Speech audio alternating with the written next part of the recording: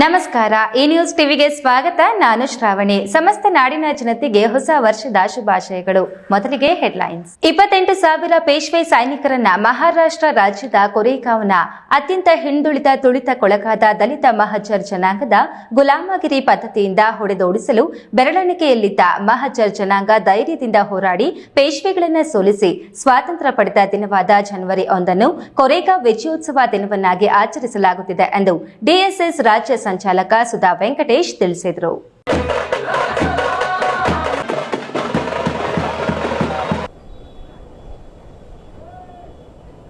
ಇಡೀ ದೇಶ ಹೊಸ ವರ್ಷದ ಆಚರಣೆಯಲ್ಲಿದ್ದರೆ ಮಹಾರಾಷ್ಟ್ರ ಕೊರೇಗಾಂವ್ ದಲಿತ ಕೇರಿಗಳು ಪೇಶ್ವೆಗಳ ಗುಲಾಮರಾಗಿ ಬದುಕು ಸಾಗಿಸುವಂತಾಗಿತ್ತು. ಅವರ ದೌರ್ಜನ್ಯ ತಡೆಗಟ್ಟಿ ಸ್ವಾತಂತ್ರ್ಯ ದಕ್ಕಿಸಿಕೊಳ್ಳಲು ಪಣತೊಟ್ಟ ಕೆಲವೇ ಮಹಜರ್ ಜನಾಂಗ 28,000 ಪೇಶ್ವೆಗಳ ವಿರುದ್ಧ ಹೋರಾಡಿ ಗೆದ್ದ ದಿನವಾದ ಜನವರಿ 1 ದಲಿತರು ಕೊರೇಗಾಂವ್ ಚಳುವಳಿ ವಿಜಯೋತ್ಸವ ದಿನವನ್ನಾಗಿ ಆಚರಿಸಲಾಗುತ್ತಿದೆ. ಚಿಕ್ಕಬಳ್ಳಾಪುರ ಜಿಲ್ಲಾ ಕೇಂದ್ರದಲ್ಲೂ ಕರ್ನಾಟಕ ದಲಿತ ಸಂಘರ್ಷ ಸಮಿತಿ ಅಂಬೇಡ್ಕರ್ ವಾದ ಕಾರ್ಯಕರ್ತರು ವಿಜಯೋತ್ಸವ ಆಚರಿಸಿದರು. ಈ ವೇಳೆ ಮಾತನಾಡಿದ ರಾಜ್ಯ ಸಂಚಾಲಕ ಸುಧಾ ವೆಂಕಟೇಶ್, ಇವತ್ತು ದಲಿತರ ಪಾಲಿಗೆ ವಿಜಯದ ಸ್ವಾತಂತ್ರ್ಯ ಪೂರ್ವದಲ್ಲಿ ದೇಶದಲ್ಲಿ ದಲಿತರ ಜೀವನ ಕಷ್ಟಮಯವಾಗಿತ್ತು. ಗುಲಾಮಗಿರಿಗೆ ಒಳಗಾಗಿ ಬದುಕುತ್ತಿದ್ದರು. ಕೊರೇಗಾಂವ್ ಮೇಲೆ ದಂಡೆತ್ತಿ ಬಂದ ಪೇಶ್ವೆಗಳನ್ನ ಬೆರಳೆಣಿಕೆಯಷ್ಟು ಜನರಿದ್ದ ಮಹಜರ್ ಜನಾಂಗ ಧೈರ್ಯ ಸಾಹಸ ಮೆರೆದು ಹಿಮ್ಮೆಟ್ಟಿಸಿದ್ರು. ಸ್ವಾತಂತ್ರ್ಯ ಹೋರಾಟದ ಸಂದರ್ಭದಲ್ಲಿ ಡಾ ಅಂಬೇಡ್ಕರ್ ಕೂಡ ಕೊರೇಗಾಂವ್ಗೆ ಭೇಟಿ ನೀಡಿ ಮಹಜರ್ ಜನಾಂಗದ ಧೈರ್ಯಕ್ಕೆ ಮೆಚ್ಚಿ ಅಲ್ಲಿ ಸ್ತೂಪವನ್ನು ಸ್ಥಾಪಿಸಿ ಜನವರಿ 1 ವಿಜಯದ ದಿವಸವೆಂದು ಘೋಷಿಸಿದ್ರು.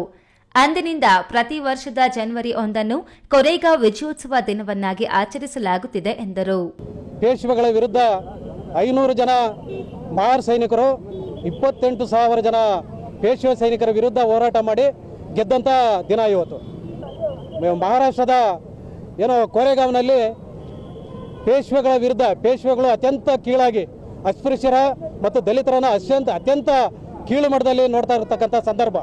ಮನು ಸಂಸ್ಕೃತಿಯನ್ನು ಸಂವಿಧಾನವನ್ನು ಜಾರಿ ಮಾಡಿದ್ದೇ ಪೇಶ್ವೆಗಳು.